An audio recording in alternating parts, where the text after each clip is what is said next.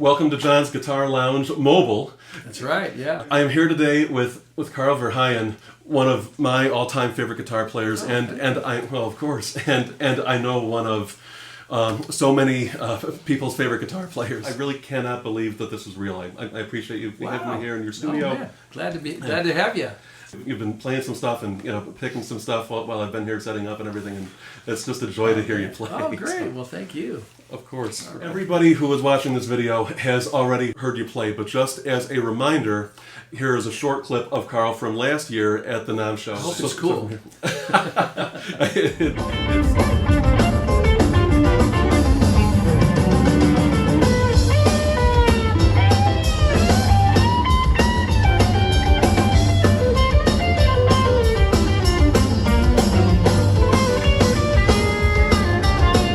Solo from Electric Chair. Oh, great. And that's my favorite song off of your new album. Oh, great. Which you told me you were recording when I was lucky enough to meet you last April at the NAMM show. Yeah, I think we hadn't put it down yet. We hadn't recorded it yet, maybe. Oh, wow. That wow, could amazing. be, I think we had recorded it, but we hadn't sung it or done overdubs on it. I think that was probably the case, yeah, because the record was really done in 2023, and NAMM would have been January, or was it April? Last year it was in April. Yeah, so we had just recorded it. You had just recorded it? Yeah. So that song is about the 9 to 5 life of a studio musician, which I used to do it and do it and do it. I mean, I couldn't believe it. I would get up in the morning and I would do a session from like literally 9 a.m. to noon, and then there'd be another one at 1, and then there'd be something at night, and then they'd be at 3 different studios, so it'd be always running around. So that song, I think I name check about 25 LA studios, some of it which have closed because I'm remembering, my youth. I mean, I've played on stuff like Laverne Shirley and Happy Days, these TV shows that are so long ago, early 80s, in studios that have long since closed. So what an awesome way to remember all those old studios, though, and the current studios as well, and just a day in the life, or the day and night in the life of a studio working musician, right? Too, I sort of gave it up in a way because my band started to get busy and go on the road, and we started to travel to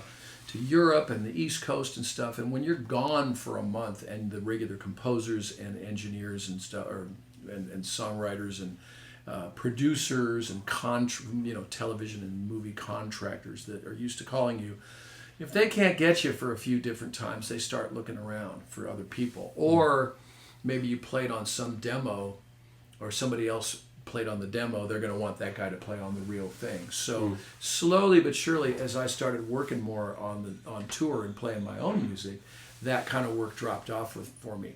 But it's cool though. I was totally happy with that. The transition from being a full-time studio musician to being a solo artist had this big financial dip where, like, oh my God, I don't have those paychecks coming in. But it eventually evened out, and now it's all this, as John Lennon once said. Now it's all this. That's a good impression. That's a good answer. How did you get into the studio in the first place? Like, what was your first studio gig or your first opportunity to get in there? So I went to Berklee College of Music for one semester, just the summer accelerated semester. When I got back to LA, I had a bunch of friends down south of here in Orange County, and they were working all the time in jazz clubs mostly. And so I was trying to teach myself how to play jazz. I was really focused on learning to play through changes and stuff. So I got in with those guys and started working a lot there. Then there's a few studios down that way that did a lot of work for Disney, because Disneyland is down there. So I started to get to that kind of work and even played at Disneyland.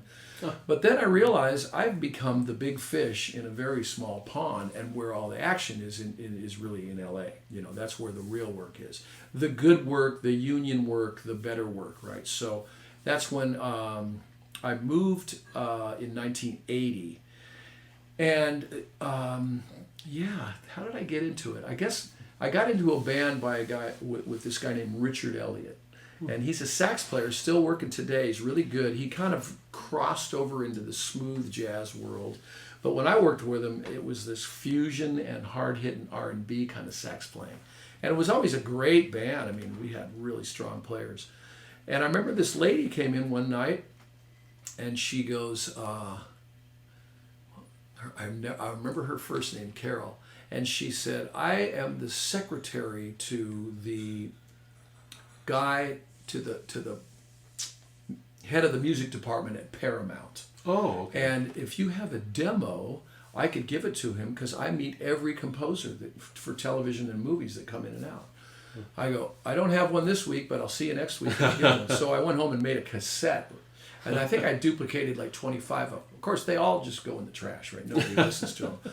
One guy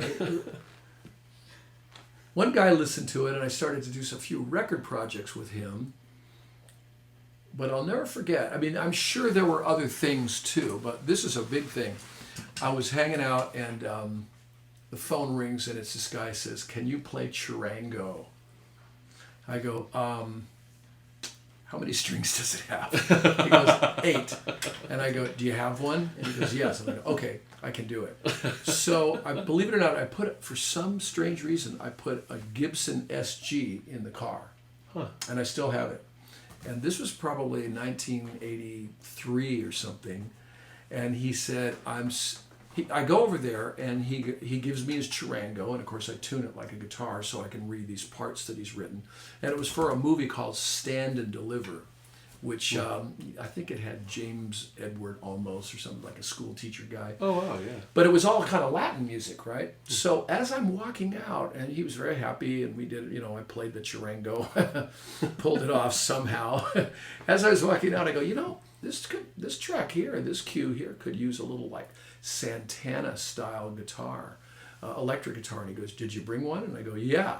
And I just happened to bring an SG, which, as you know, from Woodstock, that's Carlos's guitar. That was Carlos's guitar. So I brought it in. I got the exact. I think I brought maybe a little Princeton, like one of these, and got the exact sound. And he really liked that. So then I finished the whole movie with him doing all kinds of electric guitar. Then he said, I'm starting a series next week. And I want you to play on the main title and do the first few episodes with me. And it was Cheers.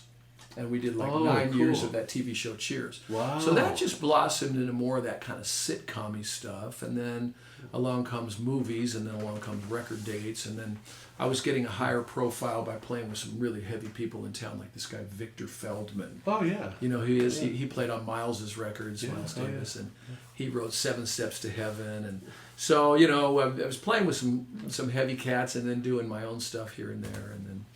And then I joined Supertramp, which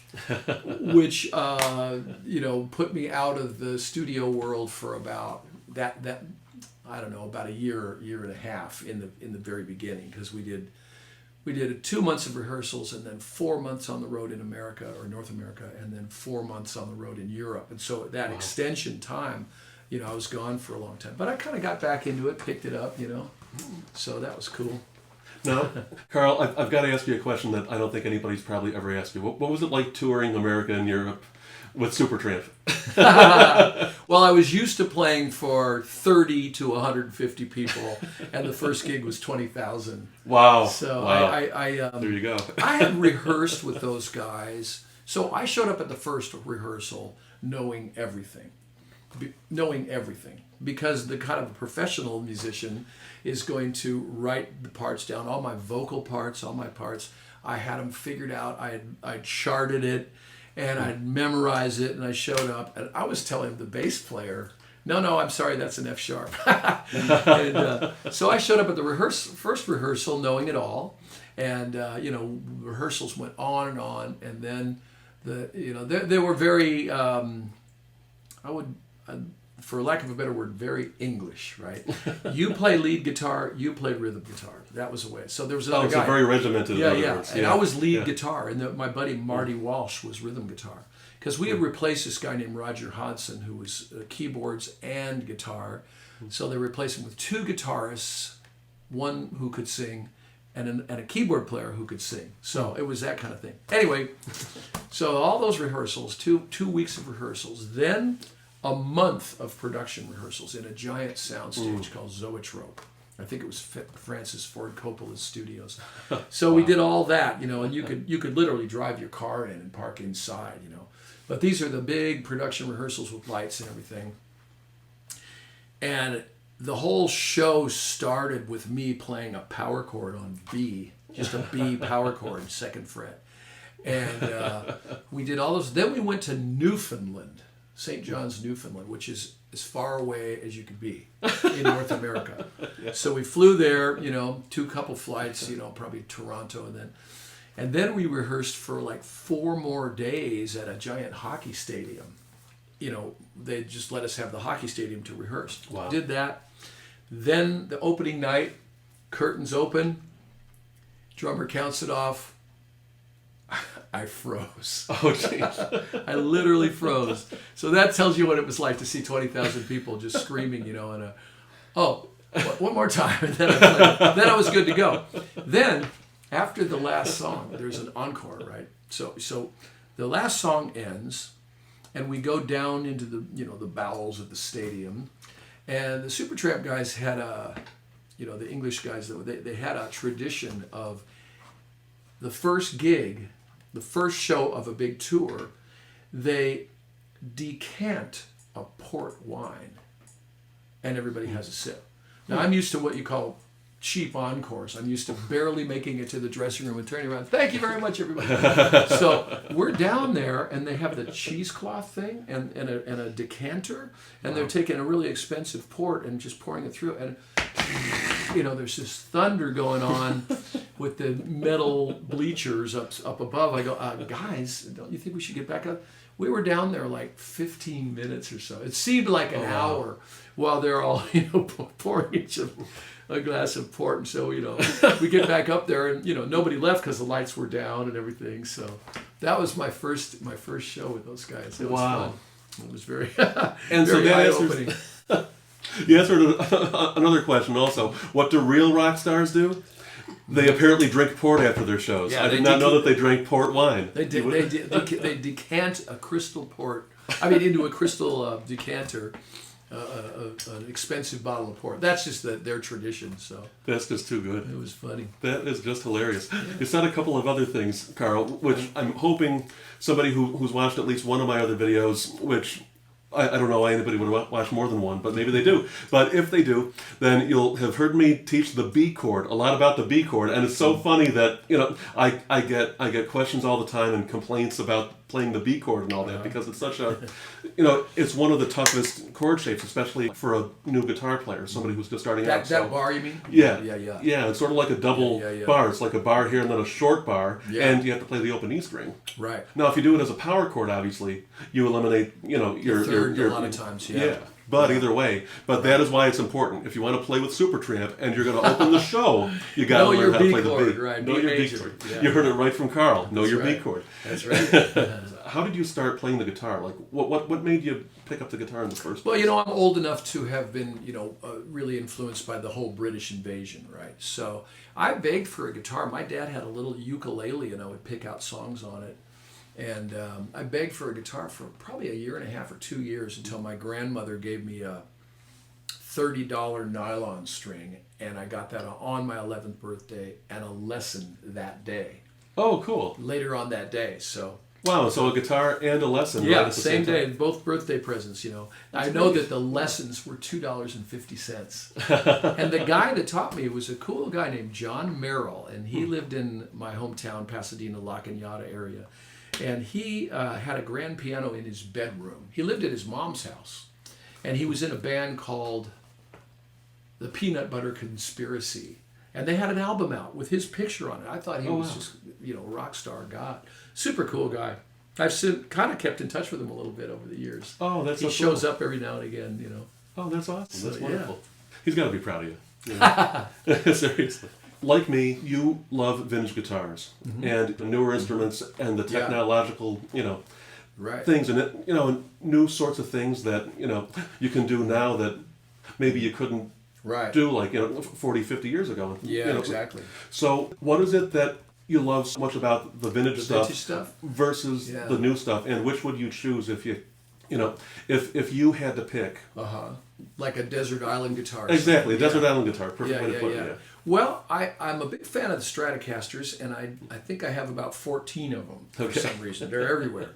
And I do have 3 old ones, and I have a sort of a deal with this company, LSL, to kind of make copies of two of them. One of this is a 61 Strat, and the other is a 58 Strat. And the 58 has a skinnier maple neck, and the 61 has a rosewood neck. But if you really get into it, like, first of all, I pick up a guitar, like if it's in a music store or something. Here's a 58 Strat. Okay, here we go, everybody. All right, I pick up a guitar, or if it's hanging on the wall, right? I will play the B string and then feel down here. And if it's moving it, if it's actually got a little wiggle to it, you got a live one. That natural resonance. Yeah. And I also really believe light guitars sound better, and they're more controllable. A lot of people like heavy guitars. I'm the opposite. I think you get more tone with wood when the wood is reacting. So interesting. So I make sure these LSL guitars of mine are never more than 7.35 pounds. Wow. You know, all in. You know, with the block, you know, the tremolo block and everything. So, yeah, like the hardware and everything. Yeah. Wow. So you know, I think they sound as good. You know, I mean, obviously in the old days of Fender anyway, you had pickup winding ladies that worked there in the factory. And like on a Monday, they'd be going, so did you go out with Doug on the weekend? Yeah, where'd you go? And they're just winding by hand. Well, we went to the movies. Oh, yeah, then what happened? And then this one's probably done. You know what I mean? Now there's machines that do it, so they're all the same. But back in the day, so as a matter of fact, this is a really interesting instrument because I was playing in Pittsburgh, and I was playing a concert there and doing a master class at Duquesne University. Oh, cool. And it was a Guitar Week thing, and so Seymour Duncan was there. And he said to me, hey, Carl, you're a Strat guy. You ought to go down to this store in Hollywood called Voltage Guitars. It's got the best sounding Strat I've ever heard. He goes, it's got the best 3 pickups in a row. This one's big, fat, and woody, you know, like a Stevie Ray Vaughan sound. The middle one is glassy, you know, and really, really sweet. And the back one is bright, but it's not an ice pick in your ear. And it only has a 3-way switch, so you can kind of find so I go, oh man, that's coming from him. That's something. Coming from Seymour, yeah. Got home from that tour and went straight to the store, and I walked in and I spotted it, right? And I played it and I go, oh my God, that's incredible. And I thought about it and I go, let me think about it. So I went home and, you get under the covers and you go like, tink. I have to have that. So I went back the next day and bought it. Remember what year that was? Yeah, it was about 94 or 95. Oh, wow, okay. Yeah, okay. So, it was already getting to be expensive. $7,000 or something like that, but yeah, it was worth it. Worth every penny from the sound of it. So now I had LSL make me basically the same thing. I mean, it's not sunburst, but it's got the same exact dimensions on the neck, and the pickups are wound to the same frequency. So I was just checking it when you were here with this little A/B system I have. I have a little practice pedal board in here. Look at the natural checking on that also. That's amazing. Yeah, he does a little thing to it. He checks it a little bit. You probably can't see it on the camera, but it's got a little he believes that if you have nitrocellulose oxide and it's checked, it'll sound better. So that's pretty tweaky. That vintage, the true vintage feel and all that, I guess, and the vintage sound. Yeah. Well, that's amazing. Gee. So thank you for showing me and us those, actually. Those are really cool. But you also love Les Pauls.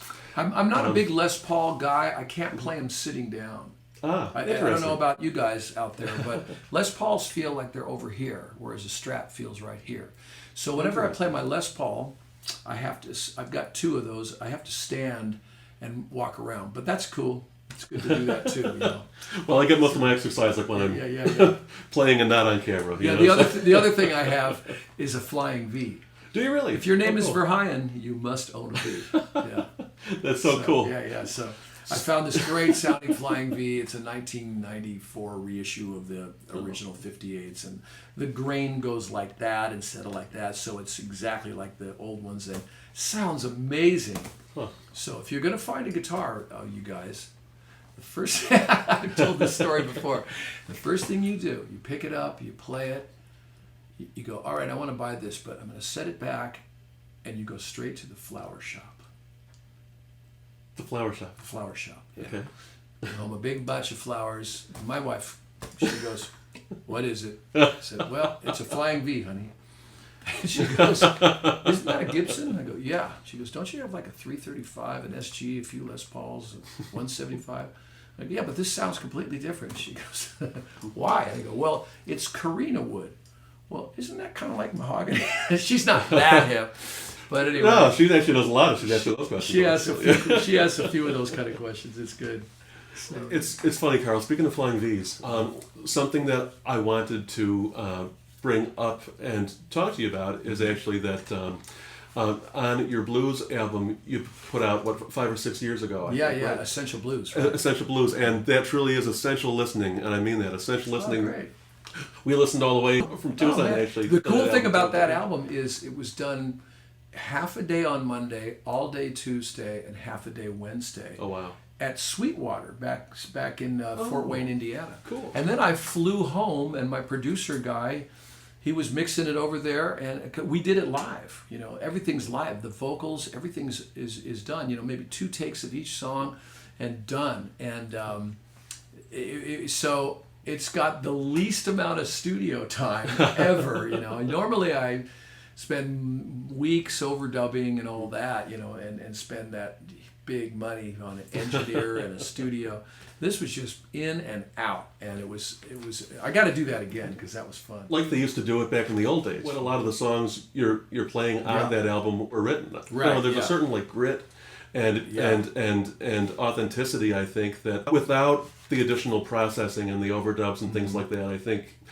You know, that style of music. No, really, I mean, really back in those days, too. they literally did them via. They sorry about that. No, you're fine. I'm turning off these amps that we're not playing. No, yeah. They literally did it with a couple microphones. You know, now we had everybody mic'd, and we had the Leslie in the closet, and we had the drummer over there, and you know, so it wasn't so much bleeding around. But I kind of want to do that next. Do the bleeding. That would be fun. Everybody in the same room and just a few mics. That'll be really fun.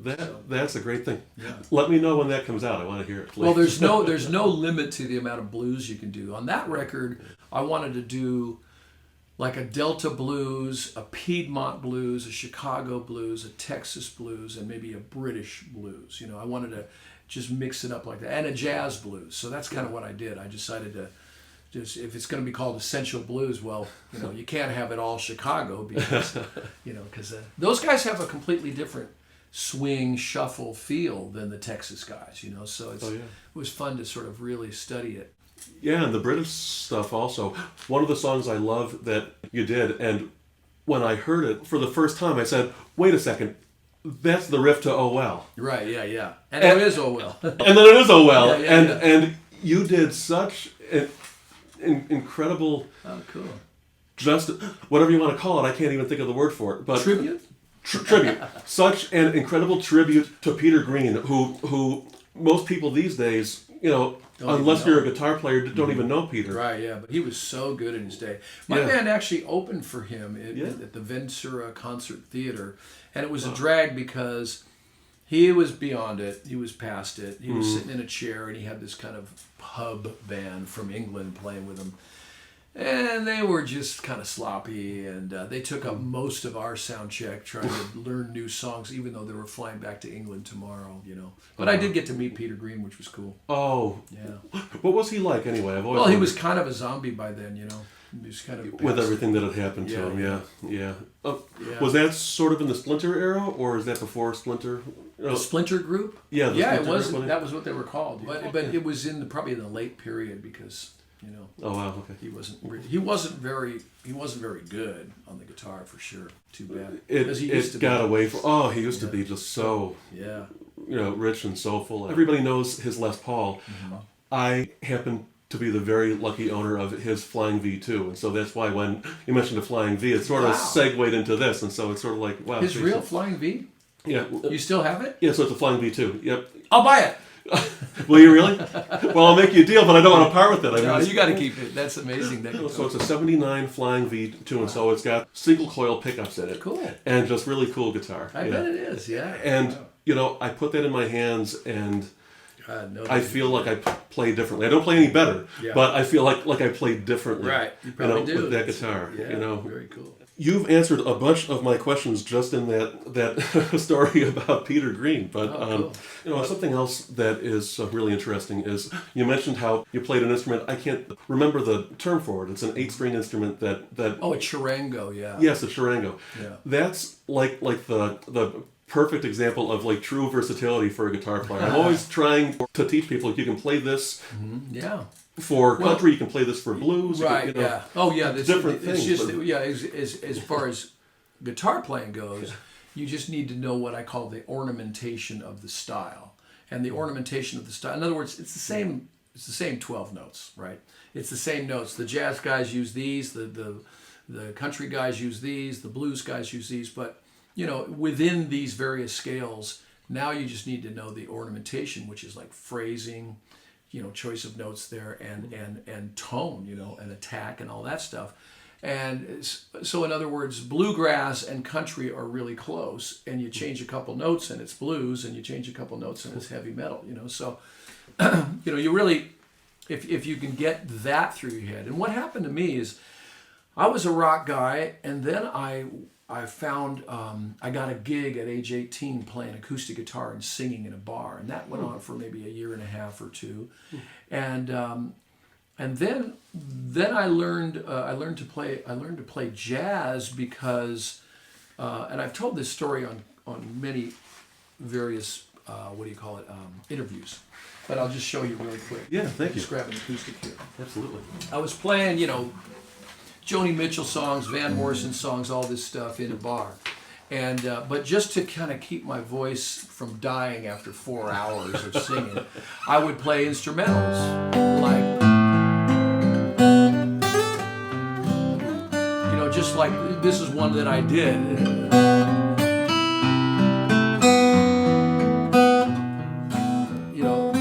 I would play stuff like that.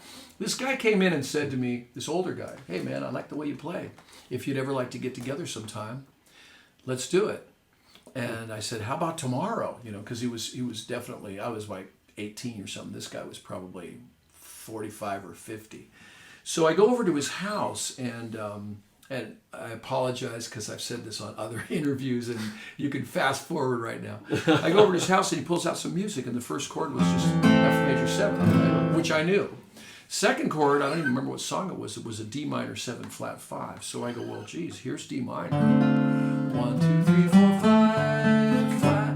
I said, "Is that it?" And he goes, "Yeah, you should finger it like that." Though. Of course, this is a richer voice, and you could use the open string. You could put the flat 5 on top. It sounds good on the bottom too. You could put the 7th on top and the bottom. So this is probably my favorite voicing, although this is the one that they show you in all the books. And you can put the root on top, the 3rd on top, the 3rd on the bottom. Of course, that's nothing but an F minor 6 chord. So every time you have an F minor 6, so my brain just kind of exploded, right? I just went, "Oh my God! I'm looking over this wall at this field of stuff. I have no idea what it is." So it kind of got me. All right, I can play "Stairway to Heaven." I can play "Crossroads" by Eric Clapton.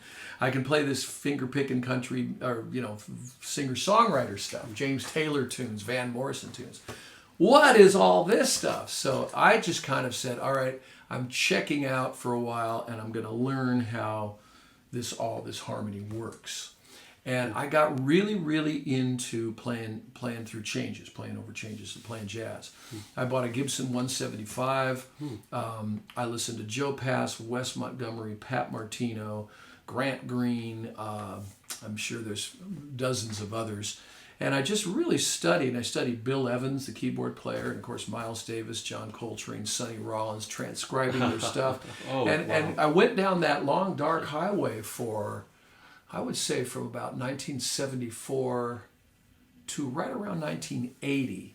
And then it was just driving in my car one day, and I know exactly where I was, the corner of Riverside and Laurel Canyon. And I'm listening to the radio, and this Eagles song is playing, and then there's this Joe Walsh solo and it's on a song called Those Shoes. And I don't know why, it's not a very famous Eagles tune, but that just kicked my butt. I pulled the car over and I go, oh my God, the state of rock and roll guitar has come so far since I checked out, 5-6 years ago. And then I realized I need to just learn everything I dig, I like Mike Bloomfield. I like John McLaughlin. I like Pat Metheny. I like Chet Atkins. And I just started to, I really started to just say, I'm not going to compartmentalize my practicing, but I am going to just work on something until I'm tired of it and then change to something else. Albert King. Love the guy. I'm going to learn how to play crosscut saw and phrase it exactly like him. Well, after 3 days of doing that, you're ready for some Albert Lee. Yeah. Right? So, some chicken picking. So that's kind of really set me up for a career in the studios, because there's a lot of times where you show up and you really don't know what it's going to be, what style, what kind of music it is, what guitars it's supposed to be. So you have various instruments delivered just so you can cover everything. And so that's kind of my upbringing. And then you eventually, when I started my own band, which is way back in 1988, although we did an album in 88, 94, it wasn't until the album we did in around 97 called Slang Justice that I started to get some momentum to where I could do, I could tour a little bit and get out there. So, I was going to say that when I started my own band, it was kind of, all right, I play in Supertramp, which means I'm in the service of the musical vision of that guy, of those guys, that. So I'm going to do my very best to, not make it a bluegrass album. Right? Keep it that English dance hall pop, and sort of they have a whole prog side to them, like Crime of the Century. Oh yeah. Okay, and I'm also a studio musician over here, which means what I call the well-listened craftsman, the guy who goes, okay, you come into a session, they go, all right, we need you to sound like ZZ Top. So I go, cool. I'm a giant fan of ZZ Top. I'm a giant fan of music. So I happen to know that ZZ Top is a guy named Billy Gibbons who plays a Les Paul. He's got that Texas shuffle feel. He does a lot of pinch harmonics. He plays through a semi-distorted thing, Fender Harvard or Fender Champ or something. And he gets that sound. So boom, here it is, right? So that's that. You're almost like a plumber. You go out to your truck, you go, all right, you look under the sink, I'm going to need a street elbow and a half-inch thing, threaded, non-threaded, got it.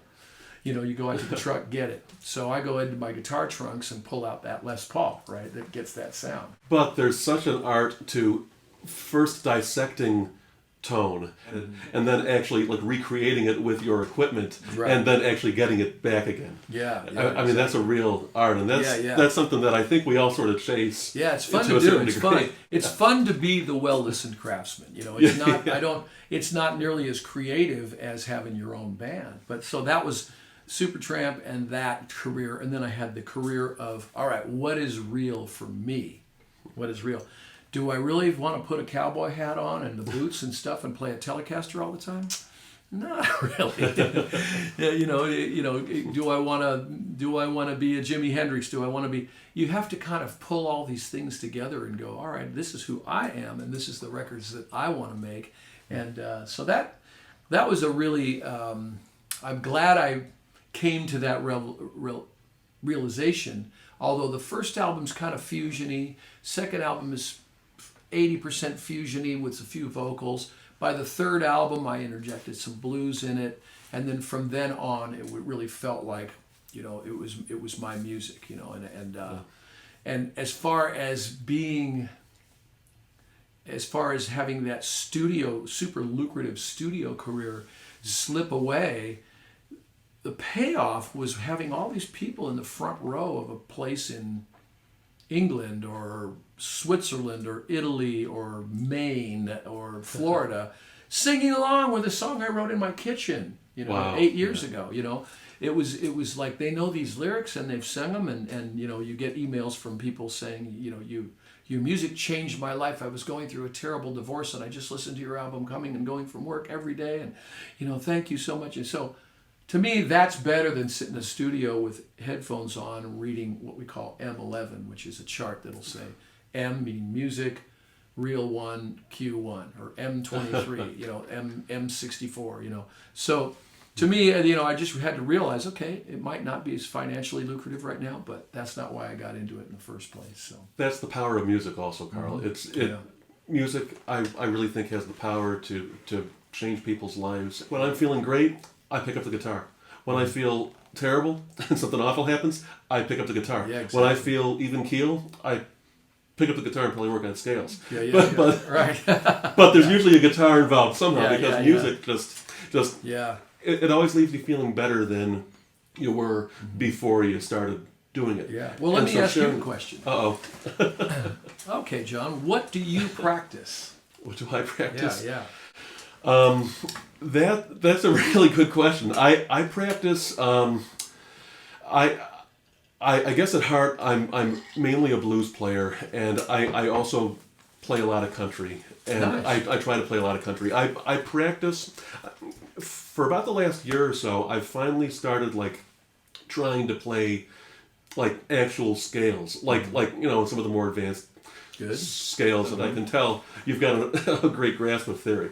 So I'm trying to approach it with a little bit more theory now. Good. And not just work on speed and and all that stuff, but like more precision and more, if I want to get to there, what are all the different ways all over the guitar neck I can get there.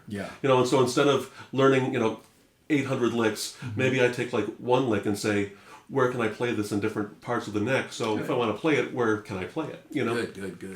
Sort of knowing where you're going to go so you can get there from where you are. Get a flow going, right. And so I play a lot of country songs for Dana. Nice. And I play a lot of, White Stripes actually for Dana, believe it or not. She loves a lot of that stuff. I play a lot of Johnny Cash and I sing. And I did a solo act, about 15 years or so on acoustic and vocals, in a previous life. But now it's all this. Now it's all this. But when I really want to challenge myself and just to do something that's totally outside of my comfort zone, I sit down and try to learn just one phrase from a Guthrie Govan lick, because it's so technical, and most of them start here and end up 16 frets higher, and it's just mind-blowing from learn the fretboard from a technical standpoint. Good. Yeah. That's a good thing to do. You teach, don't you? A little, yeah. Do you? If people here who watch my, how to play a G chord, how to play a B chord one way, if they want a real guitar teacher, real lessons. You know what I do? I ask you, do you know where all the notes on the guitar are? In other words, can you, if I say play... this is a test, isn't it? Yeah, this is a test. This is just an acoustic guitar. So I say, I want you to play an F sharp on each string. Oops. I'm used to doing this on a Strat, Much lighter action. B flat, right? In other words, I make sure you know where everything is, right? If that's like ground zero, so that we can really take it from there and get going on something. And then something you should do is just take pentatonic scales, like C major pentatonic, and try to do them like this. Not a cutaway. Here's F, right? And here's B flat. And here's E flat. And here's A flat. Oops. I don't have a pattern. I just do it any way economically. So if I do A flat major pentatonic like this, so now you know that that the relative minor was going to be F minor pentatonic, same notes, right? So what I can do, by having that going on, my pentatonic minor stuff doesn't just have to be here in that first fret. It can be like this.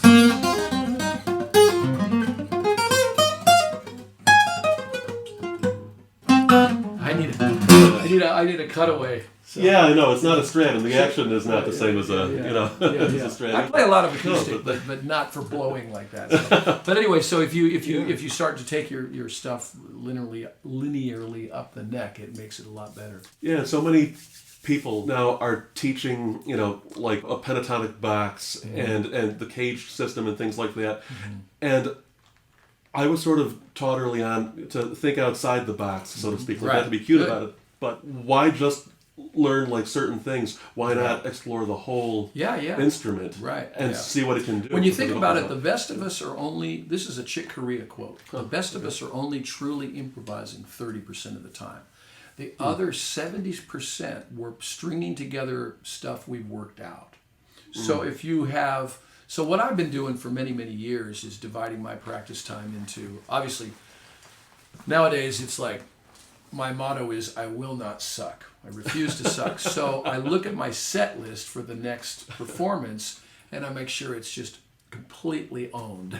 And I even, on my computer, I have the set list, and I put a little asterisk every day that I've played that song. So that when I go to perform it, I've really played all those songs, especially the ones that are new or not so good. I've played them 5, 6, 10 times, and if it's an acoustic solo gig, it's 2 weeks of doing the whole set every day. So practice for performance is one thing you got to do.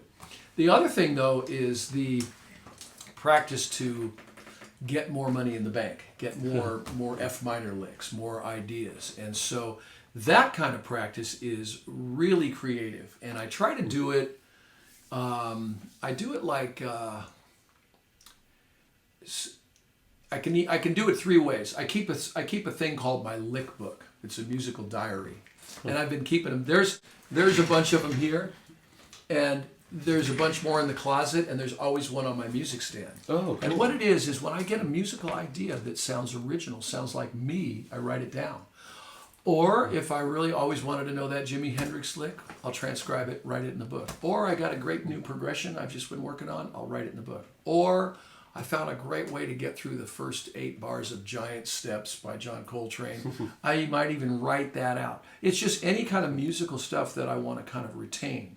Because if I put it on my phone, it's gone. You're never gonna look at it again. Yeah, you never listen to it again and all that. I've got 800 recordings of little little ideas and stuff, and then I never go back. They don't get. But if you have a lick book, you can go back 5 pages and go, wow, I was working on something really cool here, And I can actually use that for D7 sus and G major. It's a nice pastoral lick, right? So that kind of practicing, if I played last night and I go, man, I played solo in F sharp minor and I really ran out of ideas after a while. I need to put some more money in the bank. I need to get some lines that start down here and end up here, or just work out lines, right? Or another way to play is just open up to the blank page, the next page in the lick book, and go, I'm just going to write something today. I'm coming up with something. And it could be for B flat major, or it could be for C minor 7 flat 5. It can be for anything, Or I heard these gypsy guys, they opened for us in Germany, and that guy had a really cool 4-note scale that he played blazingly fast. I got to figure out what that was and write it. In other words, you're just kind of just trying to elevate and improve. And so I love to practice. I mean, I feel that I find my center as a person when I can get in here and by myself and just play. Whether it's stuff I gotta do because I got a performance coming, or stuff that I just wanna. This is kind of cosmic, but you go like, I'm just gonna go up in the key of. Let's see. I'll go back to that. Oh, this might be a little noisy, a little bit more. Oh, cool! Look at that. Yeah. I might just go up in the key of F sharp minor, and then down in the key of B, and then up in the key of D major. And then up in the key of E minor. and then maybe down in the key of C sharp minor. You know, so just see where it goes, and then maybe G major. You know, just and you might just come across something that's different, unique, and hey, that sounds like me. Doesn't sound like any of my influences. It just sounds like me. Doesn't sound like Jeff Beck or you know, anybody. So that's what I write down. That is so cool, and that is awesome to know. And thank you, Carl. Sure. I have a lick book here. Sorry, everybody. Oh, yeah. This is current. Let's see. It's always on my music stand, so let me see if I can find it. Yeah, this is it. So you can see. I'll show you what it is. So. Now I just gotta say, I don't want to interrupt, but holy cow, can this guy play or what? I was about a half an hour early. Sorry, Carl. And his lovely wife answered the door and said, "I'll go get Carl. He's practicing." So he actually does practice. That is, after everything you've done, he is right. He you actually gotta practice, man. You got to keep it going. So I can hold this up to the camera, maybe. Oh yeah, this one absolutely. here. So you can see that I write notes because I'm not a big fan of tab. Tab doesn't give you nearly the information. And over the top of the notes, I write what position I'm in, and underneath I write what fingers I'm using. Oh, cool. So you can see that says C sharp minor 7th, and there's in the 9th position. You know, it's a lick, and here's an F7th diminished line, and then here's a C minor and a G7th, and here's the chorus to a song by Sting called 7 Days. I just wanted to transcribe that song. I go, man, that is a great song. Why don't I know that? You know, that kind of thing. So anyway, all kinds of stuff, you know. So I've got a lot of lick books. Every once in a while, I pull out an old one and go, man, I never got that under my hands. I'm gonna learn it. So just a great way to just to try to get better, you know. Well, sure, and that's a technical approach, except it sounds also like it's got a very, you know, like you know, earthy and you know, deep origin to it, and so it's mixing theory with feeling as well. Yeah, you know, theory and harmony, it really turns me on, like harmony. Harmony. You'd be driving in your car and you hear Good Vibrations by the Beach Boys, and you go, damn, that is such a great song. So my questions are, A, why the hell don't I know it? B, why is it so great? What is Brian Wilson doing harmonically that makes me just never turn it off? I want to hear it, you know, again and again. So there's these great songwriters, you know, mostly from the past, because it's not where music nowadays is more like doesn't modulate much. Right, yeah. Matter of fact, I watched this Grammys one year, and the only guy whose song went anywhere was Bruno Mars. Really? Everybody else was just this one chord thing or diatonic harmony, meaning all in one key.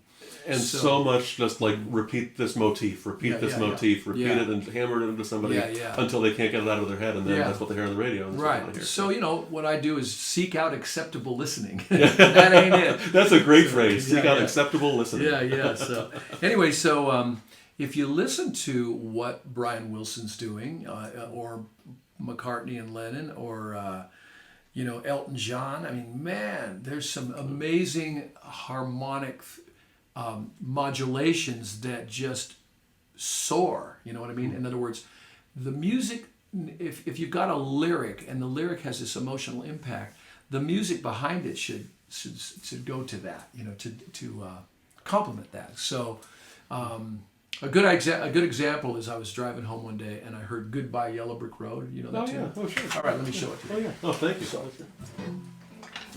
Look at this, lesson after lesson today with Carl. I can't believe this. Yeah. All right, so my ear is good enough to where I go, you know, he's just doing this ascending thing, right, in the key of F, you know, just got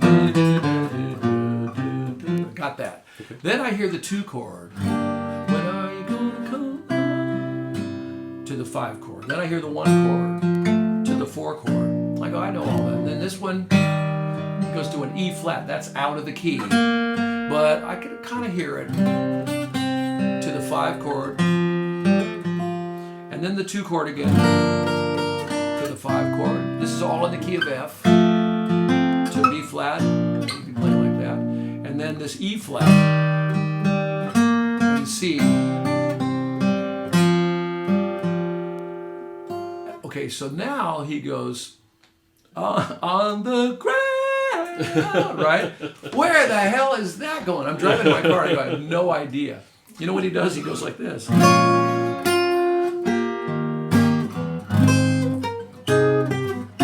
so revoicing it higher. No, what he did, he's in the key of F for the whole thing except for that E flat chord is the flat 7.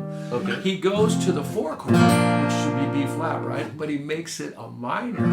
Oh, B. That becomes the 2 chord in the key of A flat to the 5 chord, and then to the 1 chord, to the 4 chord. All this is in A flat, and then to the C7, which is the 5 of Goodbye Yellow Brick Road. Right, he went back to F. So my ear couldn't quite grab that. Like, where is that? Oh, I see. When I got home, I figured it out by just turning on YouTube or putting the record on or something. Genius! He goes to the 4, but he makes it minor, which becomes 2 in the next key. So basically, the song modulated from F to A flat. Now you start checking out all these thousands and thousands of songs that do exactly that. They go up a minor third. Oh, and so a bunch more out McCartney there. goes, That, just a different... McCartney, we were playing here, there, and everywhere, right? So he goes, I want to everywhere, to the bridge, right? So this is all B flat, 2 chord, dominant 3, so that's a little bit out of the key. But then, sorry, this guy's out of tune. Oh, it happens. Yeah. Anyway, so there's tons of Beatles tunes. There's tons of Beach Boys, Elton John. I mean, all these guys, Paul Simon, they go up a minor third, or down a whole step, or down a major third, or up a major third. I mean, there's, you know, they just modulate somewhere. So that kind of harmony is really interesting to me. I really dig it. You know, if I dig it, I really must know it. I want to know what makes it great. What about that song makes it? I will never turn it off. So, if somebody wanted to take lessons with you, is there a certain way that they can go about doing that? And yeah, probably just hit me up on like Instagram, Facebook. My website is carlverheyen.com, and I think there's a way to get a hold of me through there. Yeah. Oh, okay, great. Something like that. Great. Yeah. Because if they're your friends, just have them call me. well, thanks, Carl. I appreciate that. I'll try not to abuse that. But so one more unless question. They suck. Oh. So in that case, they do call you, or yeah. Oh, you suck. You must have trained with John, so now you need to have some real lessons. So let me teach you how to play. I'd like to talk slides with you for just a second, if that's okay. Slide guitar? Yeah, slide guitar. Yeah. Because I've heard you play some just tremendous slide. Well, I'm really not like that good. I'm really not that good at it, and I do have a great guitar in one of my trunks set up for slide. Yeah. And I wish I did it more. I don't have any songs where I need to do it in my band. That's what I have to do. Write a song in my band where I need slide. With slide, then I'll have to practice it along with my set list every day. You can use your new Rocky Mountain Slide brass and resin slide if you'd like to. I'd like to shout out, as I think all the kids are saying these days, it's a shout out, right? Doc at Rocky Mountain Slides. Yeah, very nice. That is one of my favorites from Doc, so maybe he'll send me another one someday, because I'm taking his good one. That one's staying right here with Carl. Yeah. So. Yeah. So Jay, I've got a bunch of bottle slides, that are like wine bottles cut off. I've got a handful of those, cool. And then this would be a nice addition to this one metal slide I have. Oh, cool. So I'm a third finger guy. I've watched Sonny Landreth, we've played a bunch of shows together, and he's a pinky guy. Bonnie Raitt, I think, was a middle. I played with her one time. Middle finger, I think, right? Yeah. So. Well, I think she just likes to give people the bird or something. Yeah, that's it, right? Yeah. She No, blew me away because people that are singing into a microphone, you can't be doing this, right? you can't be looking down so Good much. point. So she could, bam, just perfectly intonate, slam right to the 12th fret or something. Oh, interesting. And, So maybe it fits her hand on a Stratocaster or something. Yeah, Maybe that's why she's she just gets done it that. enough to where she knows exactly where that distance is. That's so cool. And I've seen Derek Trucks play a number of times, maybe 4 or 5 times, and I just realized, okay, buddy, it's your job to bring it to earth. We'll let you bring it to earth, and then 50 years from now we'll get there. But yeah, that guy's just a man. And Sonny, Sonny and I have played together. He's on one of my albums actually, The Grand Design. Really? I've got to check that out. Then. Yeah, I love Sonny Landreth. He's yeah. one of my favorites. I mean, such unique technique. And a great playing guy. behind the slide and all that stuff, and bending behind the slide and stuff. I try to figure it out. It's he's a lovely guy. I just totally dig him. I know. Oh, that's so cool. Yeah, I wish I was a better slide player for sure. And it's something that I don't get much call for, but when I do, I seem to be able to pull it off with multiple takes. If somebody needs me to play slide on the record, I can warm up to it and get it going. Well, that's so cool. So, yeah. Well, Carl, I don't want to take up too much more of your time. I appreciate this so much. Well, it's been a lot of fun. Thank you, absolutely. John. Let me set that down so I don't break it. And if I can just grab one thing, and this isn't that exciting probably, except I meant to get it out before and I forgot to. So I just want to show everybody. This is Riverboat Sky, wow. the new album. You've got to check out this album. This is so good. There is such great playing. Thank you. There's such a soul feel to it. There are killer country licks like great. Electric Chair and all that stuff. Right. Like Kind of country-ish, right. I've been playing that ever since I saw you play that, or I've been trying to play it ever since I saw you play it. Here's how you do I'd it. love to see. I'd love to see. So it's all over the neck, right? It starts. Yeah, like, well, I was bluegrass licks, oh, wow, that kind of stuff, right? So I know that. So I have a lot of open string licks that use like say if I'm in E major, or let's say E major, I can go, and that works for C sharp minor, right? So I did an open G, right? So in this case. So you bend that, the B up to a V flat up to a V, G, F, and then D, C sharp, C, open B, B flat.